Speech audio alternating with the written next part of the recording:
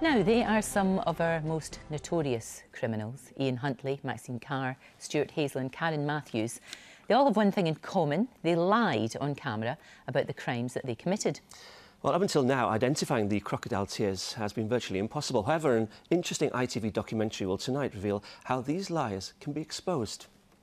It's very frustrating knowing that we have people that way inclined amongst us and us not knowing who they are.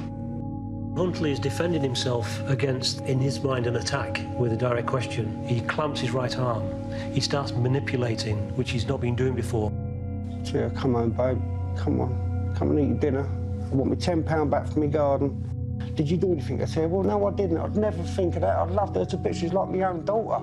One of Hazel's main strategies is to try and emphasise the fact that he's a caregiver, that he loves Tia and would do nothing to harm her. If anybody's got my daughter, my beautiful princess daughter, please bring her home safe. She can't contain her excitement at what's going on around her.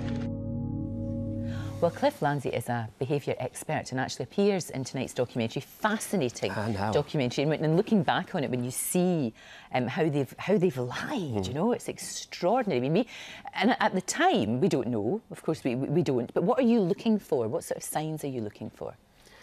The key signs that we're interested in is the ones that come out unconsciously. So we call that leakage. So it may leak from the face, from the body. Because words are easy to control, but the voice, the body and the face are difficult. So yeah, you can get all of that together. And sometimes the police, I know, if they suspect someone, they will put them up and they will do that so that they kind of expose themselves. It's a technique, isn't it?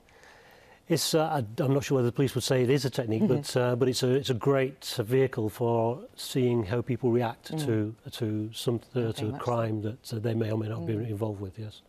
And hindsight's a wonderful thing, but when you actually look at Ian Huntley, for example, who killed Holly and Jessica, and you look at him, when you're looking at him there, is he giving things away right now? The day after this interview. Yes, one of his tells is, as poker players would call it comes from his shoulders. And you see here he's clamming together, he's holding back, he's trying to be defensive.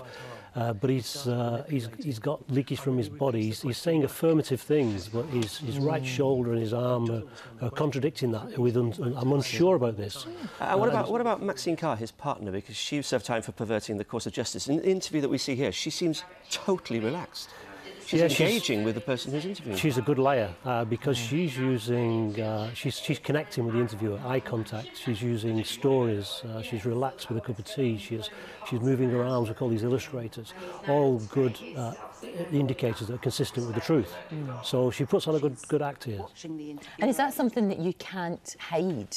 You know, you're saying these kind of leakages, as they're called. You just can't hide that, really. No, some of them, especially from the body and the face, we're not aware that they're coming away from the body. Usually within 2 to 3/5 of a second of something being triggered, and that's a great gift for someone who's interested in lies and truth. Fascinating. But that can be confused. You know the way that if you were nervous, because sometimes if you're nervous, you might be sitting like that, even though you're totally innocent.